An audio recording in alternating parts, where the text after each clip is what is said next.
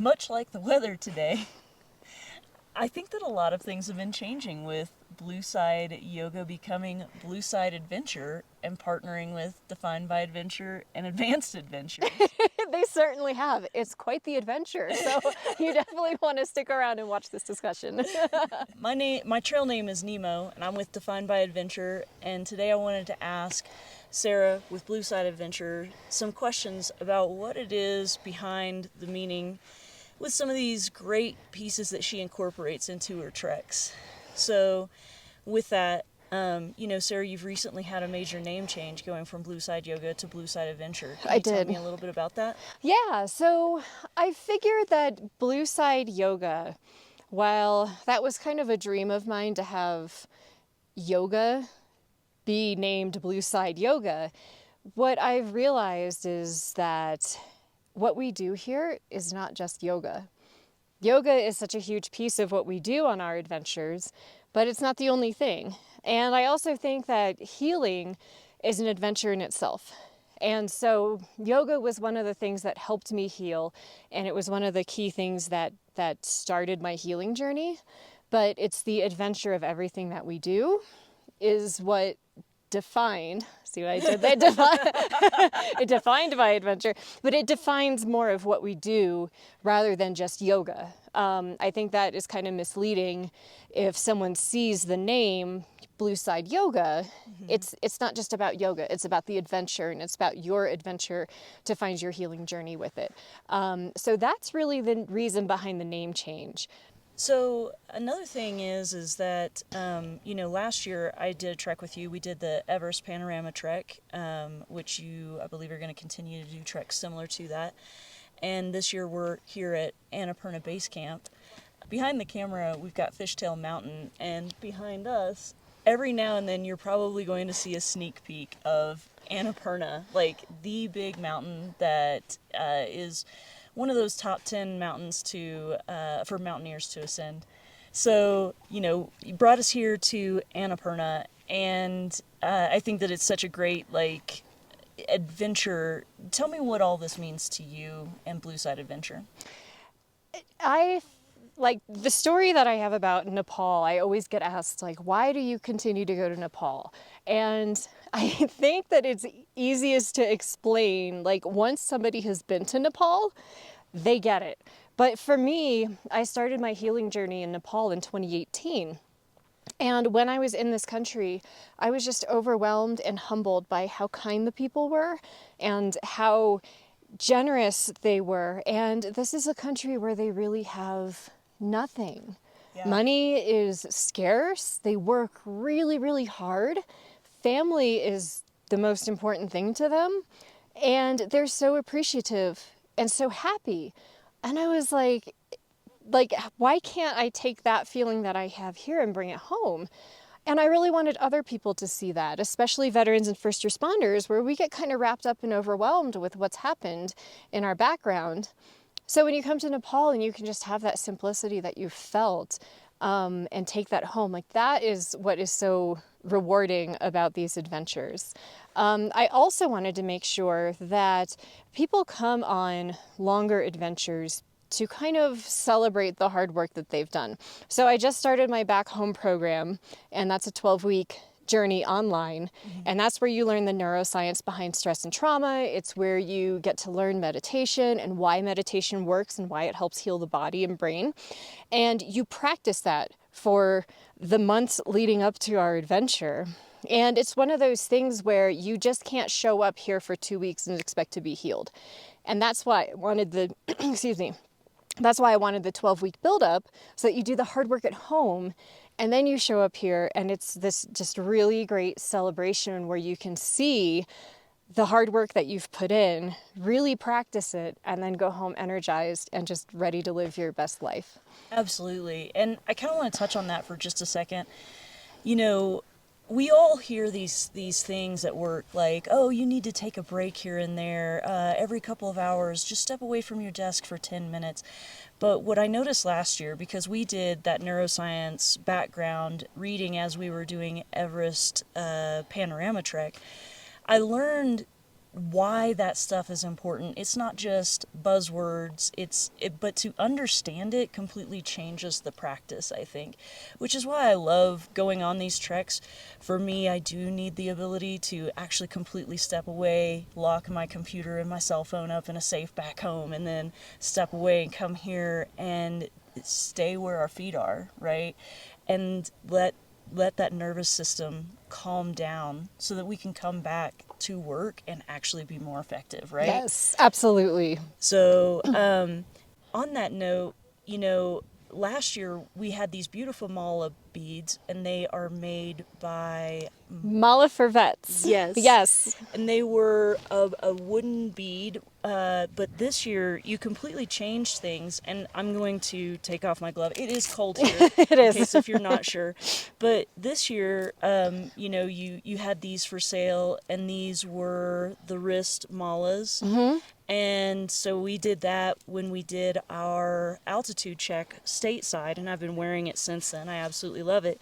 But what you gave all of us this year on our trek was this beautiful Blue Side Yoga mala. So can you please tell us a little bit about what this means to you, and actually why Blue Side? Yes, yes, all of the above. So, first off, Mala for Vets is a nonprofit that makes these beautiful malas for yoga practices, yoga businesses. He does a lot of support for other military organizations that incorporate yoga into their practice. And when I learned about when I learned about Mala for Vets, I knew I really wanted this as part of our adventure and part of our healing journey. And I really wanted to model it in the spirit of Blue Side. And so let me explain what that is. So my logo, Blue Side Adventures, the logo, if you'll notice, is an attitude indicator. And that is what pilots use when we fly. It's one of the main instruments. And it shows the sky, it shows the ground, and it shows like these little wings, and it shows where you're, like a representation of you are in relation to the ground and earth and sky. So you reference that attitude indicator all the time while you're flying. And when an emergency happens, the first thing you do is check your attitude, because you want to make sure that the first thing you do in an emergency is fly the aircraft. So as long as the wings are level, as long as the blue side is up, that is where you start from, and you know that you can work through anything once you know that wings are level and blue side is up. So that's where the blue side name comes from, because I've taken that from flying helicopters in the Army to checking your attitude to my life's own mantra of no matter what I'm going through in life, as long as I check my attitude, wings are level, blue side is up, then I can deal with anything after that. So it's kind of a reminder of, taking care of yourself before you can take care of others or take care of other problems that happen in your life. So with that said, when Chris from Mala for Vets and I worked on creating this mala, I wanted it in the spirit of Blue Side Up. And so what he did was come up with these beautiful stones and this beautiful representation of the attitude indicator, showing the brown where this is the bottom, and then you've got the blue sky. And so that's the meaning behind this. So he used sandalwood at the bottom, which is just such a nice, smooth wood, and you can smell it, and it actually smells like super nice, like sandalwood. And it's about the only thing on me that smells good these days. Yeah, exactly. After we've been on the trail for 10 days already, right? And then he used African turquoise, which represents the earth and the grounding. And I thought that was such a beautiful addition to this. And then the blue is sodalite. And as you look at each of the sodalite pieces that he's used, they have this different almost marbling to it. And I don't know what better technical term to use, but each one almost looks totally different, and it almost looks like the earth. Yes. And I just love it. And so what we do when we come on these treks is everybody gets a mala. Mm-hmm. And then the first day that we are in Kathmandu, or we have some downtime, or we're really thinking about, being in Nepal and why we're here in Nepal, you pick your mantra. And so you have one mantra per mala bead set. And so when you arrive here and you get your malas, you pick your own mantra, and we charge our malas by doing japa meditation, and then it's just something special that we have with us throughout the trek and then throughout the rest of your lifetime, basically, in Yes. your healing journey back home, and just something special for you to have. So that's the meaning behind our beautiful malas that were made. I love it. It's fantastic. It's funny, when we got these the other day, of course everybody put them on, and like you said, every bead is different. And so one of our fellow trekkers, Alex, he had just put his on, and one of his sodalite beads was so pretty that I was like, oh my gosh, look at that one. That is so cool. And Yeah. it really is. Each one is different. It's so pretty.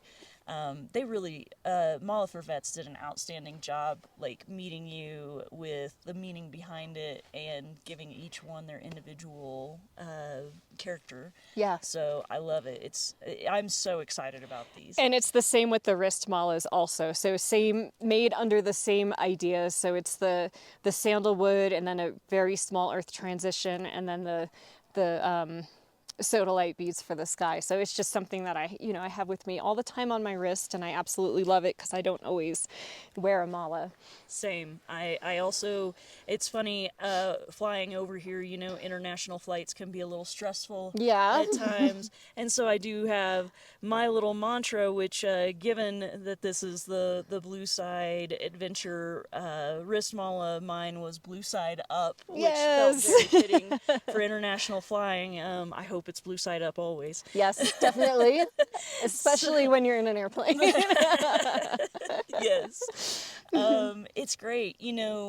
So on that, when you use a mala, Sarah, like sometimes we find ourselves in not settings like this, which granted right now we're surrounded by clouds, but sometimes you find yourself like in the office and you need to meditate or whatever. So do you have something in particular that you picture in your head when you go through your mala? So I don't actually. When I meditate and do my japa meditation, which is reciting my mantra 108 times, because there's 108 beads on here, and you go through each mala or each bead saying the mantra, my focus is really on the words and the feeling and the focus, because what the purpose of japa meditation is to focus the brain on one thing, so that we're not going everywhere, thinking in the past, thinking in the present, thinking of what we have to do, or thinking of the meeting we just had. I stay present with it and think of my word and my mantra and that feeling with it. So for me, it's not a visualization. It's the word and the feeling behind that particular mantra that I picked. Okay, right on. I like that. That's great. So for those that haven't used a mala before, can you kind of give us a little bit of an explanation for how it is that you're supposed to properly hold your mala? Yeah, absolutely. So when you have your mala, this is the meru bead, which is the end of the mala, and that's usually where the tassel is at. And you start with the mala bead that is adjacent to it, so to its right. And you put that draped over the middle finger. You never use the pointer finger because that's associated with pointing and pointing at yourself in the ego. And your mantra and your mala is not about focusing on yourself. It's a universal thing of how it makes you feel. It's not an affirmation. So I know that gets kind of crossed a lot, but your mantra is not a meditation, or not an affirmation. So when you do that, you take your thumb and you pull each bead across with your thumb, and you say your mantra either out loud or whispered to yourself, or you just say it in your head, and you do that 108 times, which it goes pretty quickly depending on how, I've noticed like some will take 5 minutes to get through. I usually get through in about 2.5 minutes, just depends on how long your mantra is. And so once you've gone through every single one of these, I'm going to fast forward, and you get to the other side. And then once you get back to your marrow bead, that's where you stop. That's one full repetition of your japa meditation. The one thing that you don't do is pull the marrow bead across your finger. You do kind of like a little twisty, twirly thing with your fingers to get it to the other side, and then you would start again from the first bead if you wanted to continue. So some people love this meditation and it's just really calming, and so maybe, you know, you want to do 2 or 3 repetitions, you know, however much time that you have for your meditation that day. I would also say that, and correct me if you think otherwise, what I've learned since being here in Nepal, especially on this trip, is that there's almost like no wrong way to meditate, because it's just like yesterday we were on the trail, there was a gentleman behind us, and I was like, what? I keep hearing something very repetitiously, and turn around and he has his mala, right? And he's going through, he's using Om. So Sarah, what do you think? Is there a right or a wrong way to meditate? Because there was a gentleman on the trail yesterday, we heard him coming up behind us. You kept hearing this very repetitious, it's the exact same volume, it's the exact same tone. It was almost like perfect metronome almost, right? Yeah. And you turn around and you look, and he's got his mala, and he is doing a bead every time he takes a step. Yes. 108 steps for his 108 mala beads, Yeah. right? Yeah. So what do you think? Is there a right, is there a wrong way to use your mala? It is such a personal thing, and there is no right or wrong way to use your mala. And that's such a great example of him using that to center him, or center himself. It was a really hard part of the trek because I remember the steps that we were on, and like what a great way to focus and go through your steps and be present and be in the moment. And it was just kind of a combination of a walking meditation and using your mala beads and your mantra. And it was just, yeah, when I saw him doing that and heard him doing that, I was like,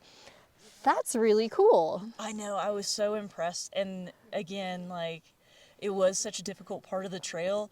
I know that I was huffing and puffing like crazy, and how he wasn't like, Yeah. He was so very consistent. And I mean, it seemed to me, and I could be wrong, but it seemed to me like it was bringing him some peace in a very difficult time. Yeah, so. It definitely was. Well, so one thing that you guys don't know is when I was trekking and doing the stairs, I was doing a box breathing in my head. And so I was taking my steps in counts, like very methodical counts of 4, but I was breathing with it. So I was going inhale 2, 3, 4, hold 2, 3, 4, exhale 2, 3, 4, hold. And my steps were that slow because it gets really, really difficult the higher in elevation that you get. And then some of the steps were just so huge. So to keep going and keep moving slowly, be steady, it like helped me get through that. So it's kind of helped, like that helped me stay present. It helped my breathing. It helped like appreciate how difficult it was, but also appreciate like my body is doing this amazing thing and I'm so thankful for it to be able to do this. So yeah, it really is like how does your meditation help? And it doesn't have to be, you know, just a mantra or just malas or just, you know, a walking meditation. You can just kind of put together anything that feels good for you on it. Absolutely. So on that note, you know, speaking of like taking things basari, you know, we picked that up from our guides here in Nepal, and I think that, you know, we would be remiss to not mention who it is that you partner with here in Nepal. Blue Side Yoga, you know, was kind of your vision a few years back, but then you met somebody who really inspired you. Yeah. To come to Nepal. And so why don't you tell us about who it is that we trek with here? Yeah, so we have partnered with Advanced Adventures Nepal. And it's kind of funny that like all of us have this adventure name. Like we're Blue Side Adventures, Defined by Adventure, Advanced Adventures. But Keshem has been a dear friend friend of mine going on 10 years. And my first visit to Nepal, he was really kind and really caring and just really an example of, you know, who the Nepali people really are. And of around the COVID time, when I started dreaming up Blue Side Adventures and what I wanted to do in Nepal, he actually reached out to me asking, you know, hey, do you want to come back and do a trek? And I was like, yeah, of course I want to come back and do a trek, but this is my idea. I want to bring military veterans and first responders, and I want to incorporate into a healing adventure and a healing trek, and I want to do yoga, and I want us to get, you know, eco-friendly handmade yoga mats from Nepal, and like all this kind of stuff, which we're sitting on right now. They're just beautiful. But it was the generosity and the kindness of him saying like, yeah, I will work with you and make this happen. And then we've just become such great friends from there. Like not only just helping me, you know, helping with business stuff, but, you know, he's someone that I keep in touch with throughout the year. And, you know, we genuinely care about like what's going on in each other's lives and our families. So it's really cool to have that kind of relationship with somebody in Nepal that actually makes all this happen for Blue Side Adventures. So absolutely. And I think it's really important to recognize that there is definitely a different culture here in Nepal. And so having a guide service such as Advanced Adventures that provides a guide that is certified, and we've got a Sherpa to help us get here. You know, we've had some challenging times on the trail where like, you know, maybe a trekker's really struggling and they help us out with our backpack or whatever in order to make sure that you get there safely. Speaking about getting somewhere safely, you know, it is always recommended that we get insurance, right? And so you've got another partnership. I do, yeah. So I've partnered with Global Rescue. And so Global Rescue and Blue Side Adventures have a partnership because they have met all of the requirements that Advanced Adventures has for us to be here in Nepal and be able to trek safely and to make sure that there's, you know, all the safety mechanisms in place for anyone that comes out to this region, because we are remote. Like there's no further that we can go unless we're going to climb a 29,000 foot mountain, which we're not doing. Right. But this is it. And it's worth mentioning, you know, you've done how many of these treks with, you know, with Advanced Adventures, and nobody's been injured or needed helicoptered out, right? Correct. Yeah, it's been run incredibly safely, and I cannot say enough good things about the guides that we've had. Right. For the two, we have one guide, Giri, who we've had multiple times, and he's been fantastic. Our guide on this Annapurna Base Camp, Ganesh, has been fantastic. So the safety level and the training that our guides have, I just feel completely safe with how they operate things and the recommendations that they have and how they work with whoever, you know, if somebody is having an issue or struggle, we talk about it. There's not just a decision made. So I really appreciate that level of support that we get. Absolutely. And so even though we have this great support, you know, things happen, right? It's just like today we were in like the last 30 steps coming up to Annapurna Base Camp, right? And we saw a trekker being carried out like on the shoulders of her friends and her guides. And, you know, like you like felt that like very human factor of how precarious all this is. I mean, look at these rocks, right? And there are places in the trail that are very much like this, where you're, you know, you are using your stabilizers all the time and everything, which is why it's important to follow the workout plan that you provide. Yes, absolutely. Yes. But, you know, with that, we know that 30 minutes later, a helicopter came in, and that's why your insurance is important, because we know that that's around $15,000 and up. Oh my God, at least. To be meta-flighted out. Yeah. And so now the insurance is looking real affordable. Yeah, absolutely. Yeah, and you never know. I mean, you can get sick out here. You get, you know, you twist an ankle on one of these rocks, or break a leg, or fall and break an arm, or altitude sickness. That's really debilitating when you get it Absolutely. bad. So it's definitely worth it. Absolutely. Money. So now the transition of how Blue Side Adventure works, previously we did all the neuroscience and background on that out here on the trail, and now we're going through the workbook before we go on the trail, and you get to choose your adventure, right? So kind of tell us, like, ideally, when should somebody start their Blue Side Adventure healing? So this program and the way that I'm running it from here on out. So it's snowing. That's It's fun. because That's fun. you never know what is going to happen. Oh, I in love the snow. fall, Yes. right? Okay, so it's snowing. So the way that I've changed things is there's so many veteran and first responder organizations that have retreats. Come out on the retreat and all the healing retreats and all this stuff. And you can't do the healing that you need to do to make it stick in just a weekend or a week, or even if you're on a longer adventure like we do, which is 10 to 14 days, maybe a little bit longer depending on what you've done. So what we do, ideally, I'm going to open up an adventure and it's going to close 12 to 16 weeks before our adventure actually starts. Okay. And so what we will do at that point is come together online. We will have monthly meetups. So the idea is that you work through the online program and the neuroscience through the online course that I've developed.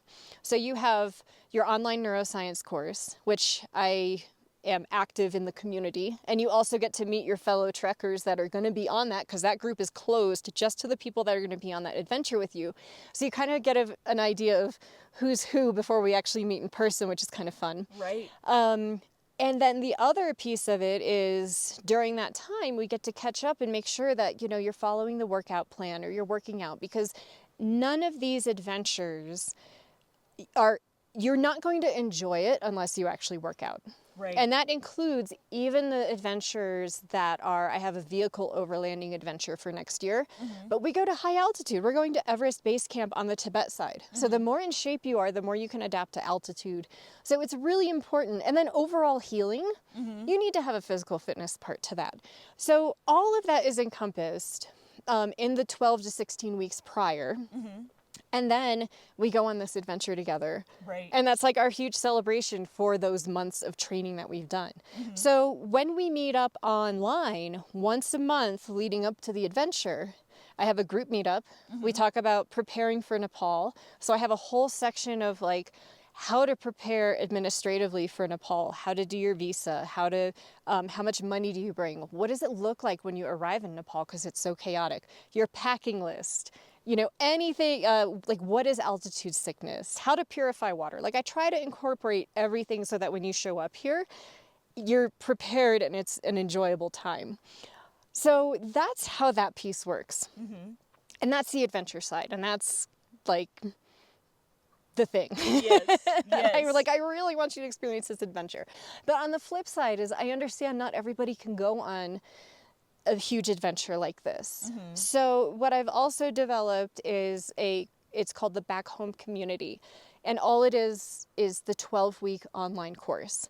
And we still meet once a month. And it's still, everybody that's online in this community, they're a community. Right. And so we have healing, sessions every month. We'll talk about what we learned in the class. I'll teach yoga. I'll teach mindfulness. I'll teach the different meditations. And it just gives a different perspective to healing without that huge adventure at the end. But it's still just as important for you to go through that back home journey, which is still your own adventure. Now, I think that it's important to mention, because a lot of people can think, well, I'm just going to go ahead and speak from personal experience, right? Like, I've had some injuries. I'm a runner. We're all very stiff. We don't like to stretch, that kind of thing. So I was like, oh no, yoga, I can't do yoga, right? Like, I always fall over when I try to do a pose. So I think it's really important to point out that the yoga that you've done, like, even I could do this. And I've fallen over in a lot of yoga classes, which is why I don't go to those anymore. So, a lot of it was very similar to stretching that I've done. You do modifications for those of us with dealing with injuries. Like I've had a hip injury I have to be very careful with. I've had a shoulder injury, and you always find a way for us to modify. You yourself have dealt with severe back injuries, and so you know where people are coming from. You guide us through things like using a bolster, being, a rumple, which a lot of us are carrying on the trek to stay warm, things like that, right? To take those into consideration, so that, we get the benefit of it and continue to stay active and stretching the body. So, you mentioned, and I will say that one of the things that I was really excited about with these treks is that I found them to be extremely affordable. That was kind of what drew me in. I wanted to do more international travel, but budget is always a thing, right?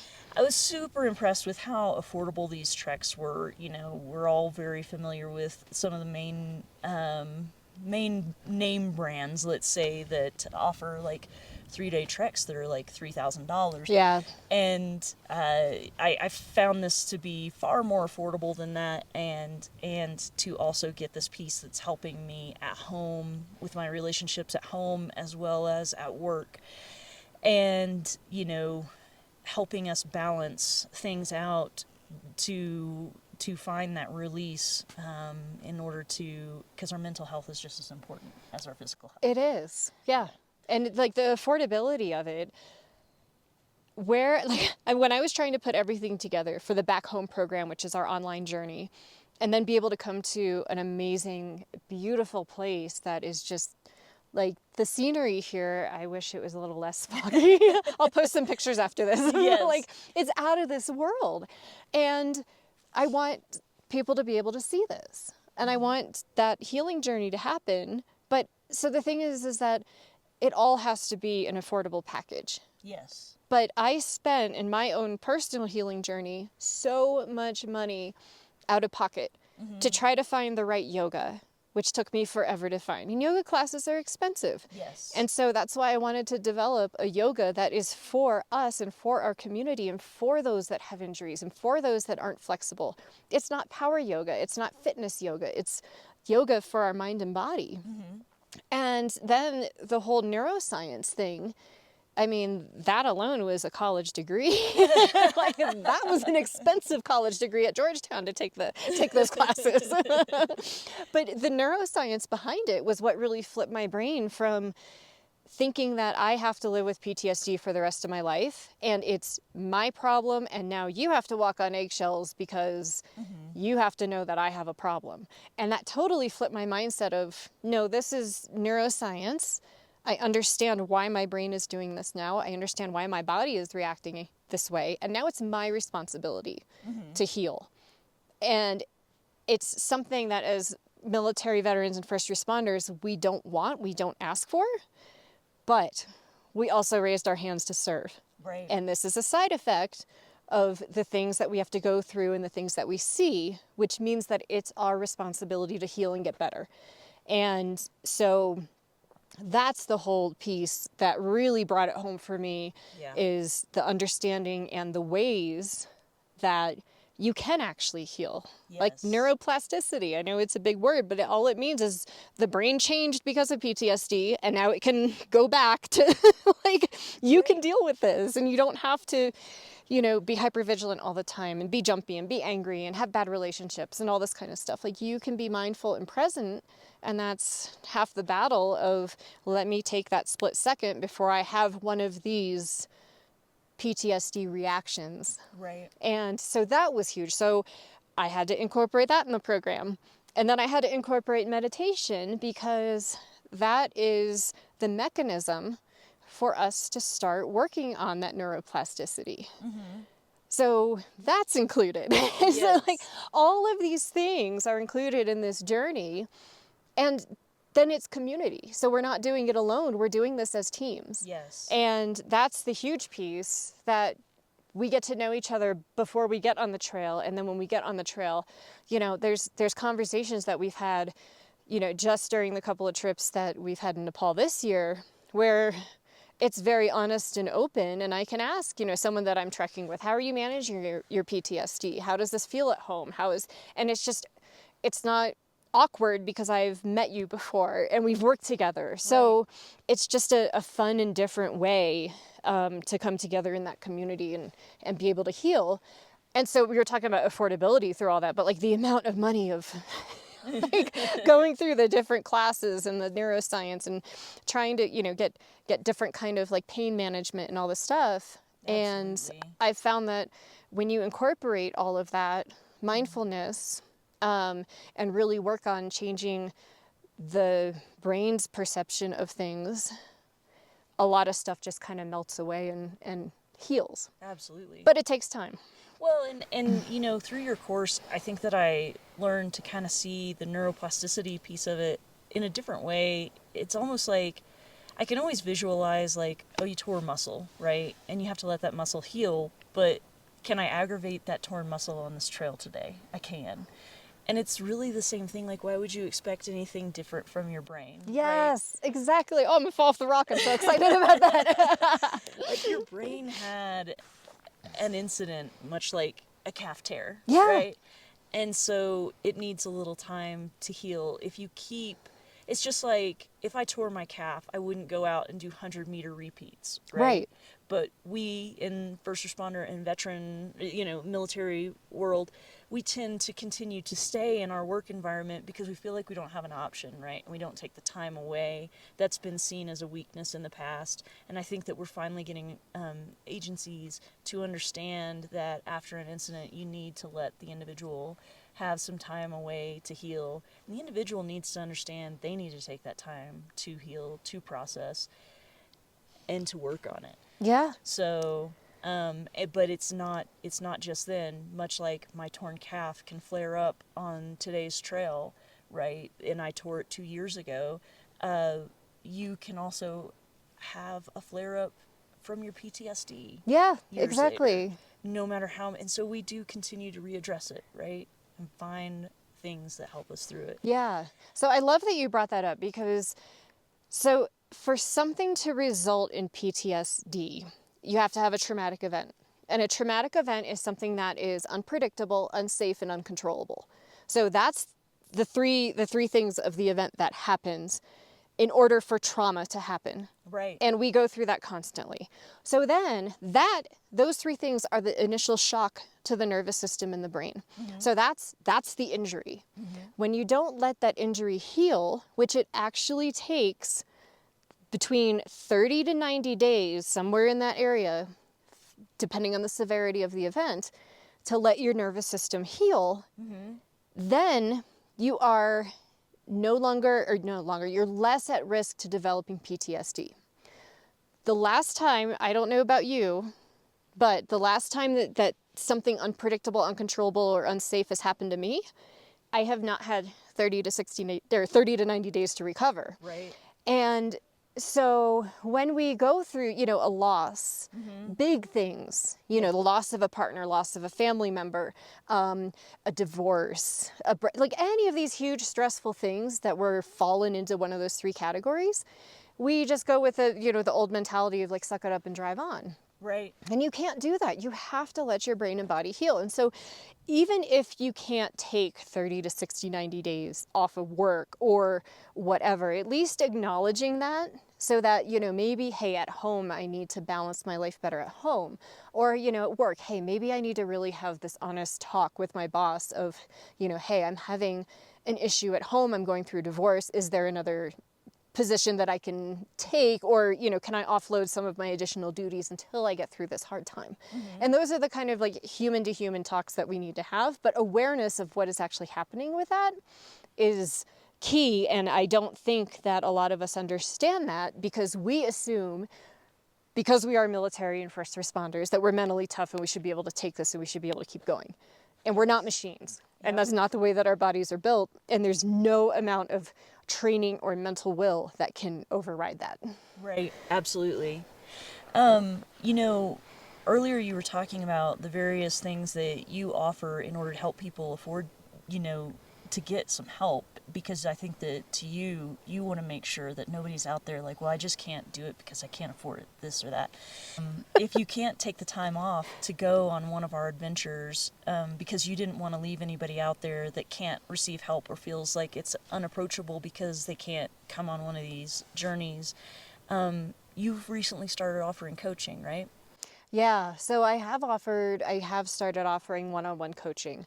And so a lot of people don't have the self-motivation to go through a course. And I've done that too. Like, I've had this great idea of, I'm going to sign up for this course and I'll get myself through it and all that stuff. And then I realized, I'm like, I bought this course and I haven't even started it. And so I do offer one-on-one coaching where I will meet with you weekly and I will guide you through the online course that we have. And we'll have the in-depth one-on-one discussions, because some people do feel uncomfortable in a big community environment. And so that's, like, I'm trying to address everything that could help somebody get through the hard time that they've gone through. Because I don't want anybody to feel the way that I did for so long, where I felt like there was no answers and I was just bouncing from thing to thing to thing to hope. I hope yoga works. I hope therapy works. I hope this works. I hope that works. And really what the answer was is a combination of everything and a lifestyle change to be able to live the life that I want and deserve back home. Knowing what to try and when. Yes. Yes. Yes. Absolutely. So back to, again, making sure that a person is prepped for this. Obviously, there's the course. There's the fitness program. Yep, 16-week mountain athlete program. Yes. And that's designed, so I know that sounds like, mountain athlete, oh my gosh. It's designed to take somebody who is not used to hiking and get you through a 10-mile challenging hike. Yes. And so you work through the program and we do mobility drills and I guide you through different hikes to be able to do that. And now we've started to, just this last year, we started to offer something new, because the altitude can in and of itself be intimidating, right? And sometimes it's nice to know before you come on one of these treks how it is that you're going to respond, because today we're at what, 13.5? 13.5, yeah. So if you do the Everest Base Camp trek, that is 17. 17, and then we actually go up to almost 18,200 feet, because we do a climb up Mount Kalapathar and watch the sunrise over Mount Everest. And so that's 18,000 feet, so it's awesome. But see, I have even more to look forward to. yeah, exactly. But one of the things that we started doing this last year, which I thought went over really well, was we started to offer altitude check. So can you kind of explain what it is, altitude check? Because let's not forget that at the foundation of Blue Side Adventure is you were a Black Hawk pilot. So what does altitude check mean to a Black Hawk pilot? Yeah, so this is like for any pilot, but especially so you could be flying, and if I'm focused outside, you always have a co-pilot that's helping you, and so there's certain things at certain altitudes that we need to know what to do. And so if I'm on the controls and flying and looking outside, I'm not looking at my instruments. So I rely on my co-pilot to let me know. So if I need to know where I am with something, I'll say, hey, I need an altitude check. And my co-pilot will tell me, okay, you're at 70 feet, or like whatever it is that you're doing. So it was just kind of a fun play on that. Yes. So that we can check our altitudes and also check our attitudes. Yes. As we're doing these 14ers. And so for those that don't know, a 14er in Colorado is a peak that's 14,000 feet. And it just kind of gives us a fun weekend to get together and see how your body feels at a higher elevation. So I interchange the word elevation and altitude. Right. Really, we're hiking at elevation. Altitude is how high you are above the earth, but it's just a fun play on words because the whole pilot theme. Right, absolutely. But so it's just a hike at that kind of elevation and check our attitude, check our altitude, and see how it feels to be that high up, because everybody will feel elevation differently. Absolutely. So this last year we were camping at about 10,000 feet of elevation, and I think that people were starting to feel it there. You know, they came, checked in, we had dinner ready for them. The next morning we got up, we went and we did a lower elevation hike compared to what our overall goal was, but it was still a lot. Like, I live in Utah, and so I do a lot of hiking because I have that all around me. Like, it's 5 minutes from my front door to go on a great hike any given day. But this is still difficult for me to even go on a Colorado 14er. It was difficult for me to come and do this because I live at approximately 4,000 feet there in Salt Lake City. So with altitude check, just being at 10,000 feet, spending the night here at 13.5, I feel it, right? And so we give our participants an opportunity to experience what it's like to just live and breathe at that 10, to go on a hike somewhere between 10 and 12. Like, the first one we were right around 10, and I think our next one we were around 12. And then our overall goal was to accomplish a 14er. So this year we did Mount Sherman. And then next year we are hoping to take our participants on Mount Elbert. That is our goal. And for those of you that are new to 14ers, Mount Elbert is actually number one. It is the highest Colorado 14er, so this is quite the accomplishment to do that. And then we're going to also offer an advanced altitude check for those that want to do more than one Colorado 14er in just a few days. So I think that it really helps to build the confidence, but also it gives you a chance to go back and talk to your healthcare provider and determine if you need to make, plan basically for altitude medication. And even though I know that I do pretty well with altitude, my healthcare provider and I decided that it was in my best interest to take altitude medication with me just in case on this trip. And so there's really no shame in that. And I have, like last year, for example, I started to get those headaches at Namche Bazaar, right? And I think that's pretty common. It is. And so I started to take my altitude medication, and we had a day of acclimatization. Why do I have such a hard time? Acclimatization. It's very cold here in the It's brain. cold, yeah, and we're at 13.5. Yeah, and this is probably a really good opportunity to point out that your brain doesn't function the same at altitude. Correct. Right? My balance is terrible up here. I have trouble with some words. So anyways, acclimatization at Namche Bazaar. I had that day to get my medication going for the altitude, and we went from there, and I felt great. Yeah. So, yeah.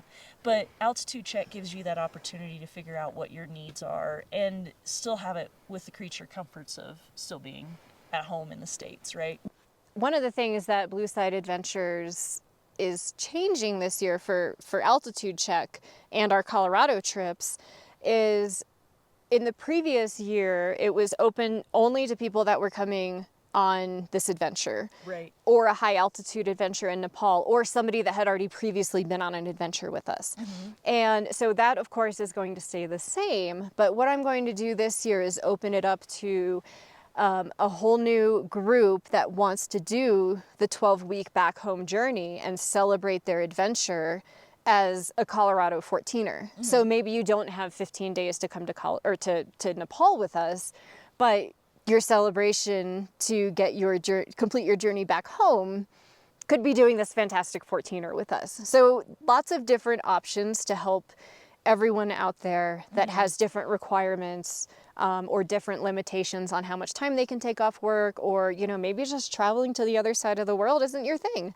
Right. So if you can come out to Colorado and have a fantastic weekend with us and check your altitude, check your attitude, it'll be a fun event for everyone, I think. I love it. And, with that, I don't want for anybody to be intimidated by the camping requirements. I think that we've tried to create a scalability approach to that with the partnership with Blue Side Adventure and Defined by Adventure. So Defined by Adventure will work with you in order to, we've got tents, we've got sleeping bags, and of course, we take care of meals while we're out there and everything. And so we've arranged for the campsite. We'll have everything set up. We provide snacks on trail days and things like that. So we try to take as much of the thinking out of it as possible so that you get to just enjoy where your feet are on your trek. Yes. So that's about all I can think about. I know. I think we've been chatting for a while. The snow is getting a little heavier and it's really cold. And Yeah. it's so funny, you know, things can change in a moment, and the mountains really show you that, you know. It's so interesting. I love being here because it shows you how much things change over time. That's what, you know, created these things. But then, lo and behold, when we started this whole thing, just setting up the camera, you could still see Annapurna right behind It us. was sunny and And I think now everything is completely clouded in. Yeah. And it's been snowing, which is wild. This morning there wasn't a cloud in the sky. But this is so special for me because the first snowfall of the season is like a celebration for me. Yes. And I'm so just ecstatic that like I'm here. Annapurna Base Camp. I've seen Annapurna, which is a huge dream to me. Yes. Machu Picchu, which is Fishtail Mountain, has been a dream for me to see, and it's probably one of my favorite mountains now. Yes. And now it's snowing. Like, how much better can this be? I know, right? I think we should go get tea and popcorn. I was gonna say the only way that this could get better is back at the tea house. Correct. With either tea or hot chocolate. So Yeah. So, anyways. Thank you so much for asking these questions and helping me explain more of what we're doing at Blue Side Adventures and how we want to help veterans and first responders. And I'm so grateful that what you're doing with Defined by Adventure, with the stateside help, and just, you know, the exciting camping and opportunities that we get to do things stateside and not just internationally. It's just such a great combination. And I love that you're so supportive of what we do and you keep coming on these trips. And I'm just so grateful that there's an outlet that we can do stateside stuff to help with that as well. Absolutely. And, you know, things we're going to be looking at from the Defined by Adventure standpoint, if you want to go on a backpacking trip, that's something that we have kind of got down at this point over the last couple of years. So national parks, things like that. If you feel like there's a capstone, you know, backpacking or camping adventure that would be something that you're interested in, but you haven't heard us talk about it, please reach out to Sarah, and she and I work together on these things, and we can try and come up with a capstone that works for you. Yeah. All right. Well, with that said, let's go ahead and go get warm. All right. Okay. Sounds good. Thanks, All right. everybody.